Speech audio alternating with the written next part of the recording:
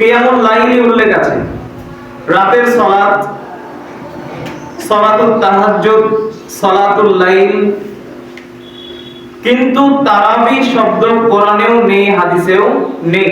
পরবর্তীতে তারাবি সালাতকে তারাবির সালাতে নামকরণ করা হয়েছে এই জন্য যে তারাবি শব্দটি এসেছে রাউহুল মূল মাসদার থেকে, যার অর্থ বিশ্রাম নেওয়া।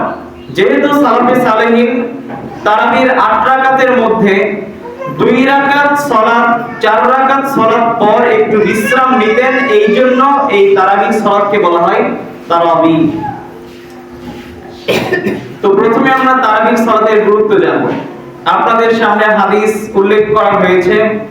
আবু হুরায়রা রাদিয়াল্লাহু তাআলা আনহু বলেন, রাসূল সাল্লাল্লাহু আলাইহি ওয়াসাল্লাম বলেছেন, মান কামা রমাদানা ঈমানান ওয়া ইহতিসাবান, যেই ব্যক্তি রমাদান মাসে তারাবির সালাত আদায় করবে, রাতের সালাত আদায় করবে, গুফিরা লাহু মা তাকাদ্দামা মিন যামবি, ওই ব্যক্তির অতীতের সমস্ত গুনাহকে ক্ষমা করে দেওয়া হবে। সুবহানাল্লাহ।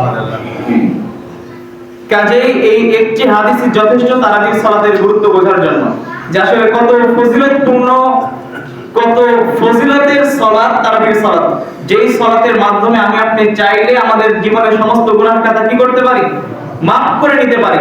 কাজেই এই সালাত আমরা ছেড়ে দিব, এটা উচিত নয়। জুমার দিন আপনার অনেক মুসল্লি হবেন শেষ পর্যন্ত, কিন্তু তারাবির সালাতে এখন শুরুর দিকে এই জন্য হয়তো বা 2-3 লাইন, কিন্তু শেষ হতে হতে প্রথম কাতার পরিপূর্ণ হয় না।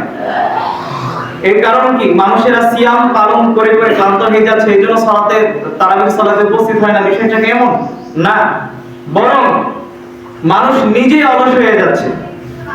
আস্তে আস্তে যখন রমাদান আসে, অনেক আগ্রহ নিয়ে তারাবির সালাতে লোকজন আসে, কিন্তু যখন কিছুদিন যায় তখন কেটে পড়ে।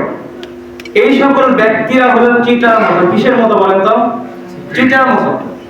যখন আপনি ধান গাছ থেকে ঝরিয়ে নিলেন, তখন ধানের সাথে সাথে চিটা চলে আসে, কিন্তু যখন বাতাসের সামনে ধানকে ধরা হয় তখন চিটা থাকে না, সরে যায়, সরে যায়। তো যেই সকল ব্যক্তিরা রমাদান মাসে শুরুর দিকে থাকে, শেষের দিকে চলে যায়, ওই সকল ব্যক্তিরা হলো ওই চিটার মতো, যে চিটার কোনো দাম নেই। এখন আপনি চিন্তা করেন আপনি কোনটা হবেন। আপনি খড়কুটা হবেন না হবেন, এটা আপনার বিষয়। আমি অন্যান্য দিনের মতো রমাদান মাসে তো জোরে আলোচনা করতে পারবো না, এমনি সামান্য কথা বলছি, এটাই শেষ। তো এর সুযোগে আপনারা যদি কেউ ঘুমিয়ে নেন তাহলে আমার কিছু করার নেই।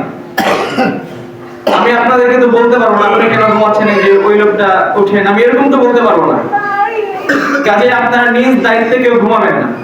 আপনারা ঘুমাবেন এটা আমি পছন্দ করি না, আপনাদের প্রায়ই বলি। প্রত্যেক দিনই যদি বলতে হয় কেন ঘুমাচ্ছেন, কেন ঘুমাচ্ছেন, এটা কেমন কথা হলো? আপনারা কি বুঝেন না? আমি যদি একটা গরুর সামনে দাঁড়িয়ে অনেকক্ষণ বক্তব্য দিয়ে বলি, গরু তুই এই জমির ঘাস খাবি না, একটু পরে যদি ওই গরুকে ওই জমিতে লাগিয়ে দেওয়া হয়, ঘাস খাবে না, খাবে না? খাবে। কেননা ঘাস যে খেতে হয় না এটা গরু বুঝে না। আপনি তো মানুষ, আপনি তো বুঝেন যে ঘুমাতে নিষেধ করা হচ্ছে, তা আপনি কেন তার মতো হবেন?